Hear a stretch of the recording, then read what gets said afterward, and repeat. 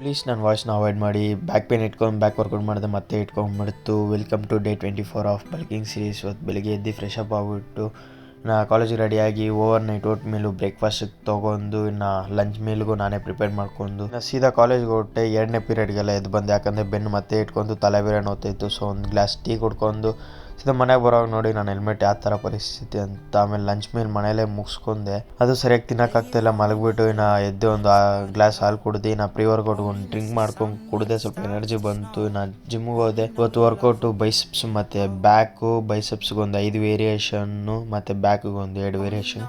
ಬ್ಯಾಕಿಗೆ ಒಳ್ಳೆ ಪಂಪು ಬಂತು, ಪರವಾಗಿಲ್ಲ. ಮಸಲ್ ಆ್ಯಕ್ಟಿವೇಟ್ ಮಾಡಿದ್ದಕ್ಕೆ ಒಂದು ವಾರ ಮಾಡೇ ಇಲ್ಲ. ನೋಡ್ಬೋದು ಇನ್ಸು ಪಂಪೆಲ್ಲ ಹಿಂಗೆ ದೋಲಿತ್ತು ಅಂತ. ನಮ್ಮ ಬ್ಯಾಕಿಗೆ ಒಂದು ಸ್ವಲ್ಪ 2 ವೇರಿಯೇಷನ್ ಮಾಡಿ ಆ್ಯಕ್ಟಿವೇಟ್ ಮಾಡಿದೆ, ಅಷ್ಟು ಇಟ್ಕೊಂಡ್ಬಿಡ್ತು. ಮತ್ತು ಅದನ್ನೆಲ್ಲ ಬಿಟ್ಟು ಮನೆಗೆ ಬಂದು ಪೋಸ್ಟ್ ವರ್ಕೌಟ್ಗೆ ಪರ್ಫೆಕ್ಟ್ 3 ಗ್ರಾಮು ಕ್ರೇಟಿನ್ ತೊಗೊಂಡು ಚೆನ್ನಾಗಿ ಮಿಕ್ಸ್ ಮಾಡಿಬಿಟ್ಟು ಕುಡಿದು ಇನ್ನು ಡಿನ್ನರ್ಗೆ ರೈಸು ಸಾಂಬಾರು ಅದೇನು ಪಲ್ಯ ಮಾಡಿದ್ರು. ಪಲ್ಯ ಅಂತ ನೆಕ್ಸ್ಟ್ ಲೆವೆಲ್ ಆಗಿತ್ತು. ಸೊ ಅದನ್ನೇ 2 ಸರಿ ಹಾಕೊಂಡು ತಿಂದು ದಬಾಕೊಂಡ್ಬಿಟ್ಟೆ.